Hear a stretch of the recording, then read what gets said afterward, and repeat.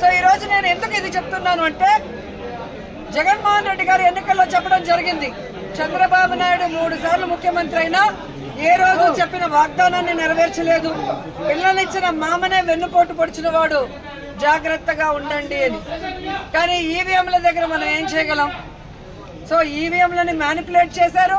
కొన్ని చోట్ల అమాయకమైన ప్రజలు, రైతులు, మహిళలు కూడా జగన్ గారే ఇచ్చినప్పుడు చంద్రబాబు నాయుడు, లోకేష్, పవన్ కళ్యాణ్ ఇస్తారేమో, పవన్ కళ్యాణ్ చెప్పిన మాటలు నమ్మి చాలా మంది ఓట్లు వేయటం కూడా జరిగింది. కానీ ఈరోజు చూస్తే సూపర్ 6 చేస్తామన్న చంద్రబాబు నాయుడు సూపర్ 6 చేశాడా అని అడుగుతున్నాను. అన్నిటికీ వెన్నుపోటు పొడిచింది నిజం కాదా అని అడుగుతున్నా.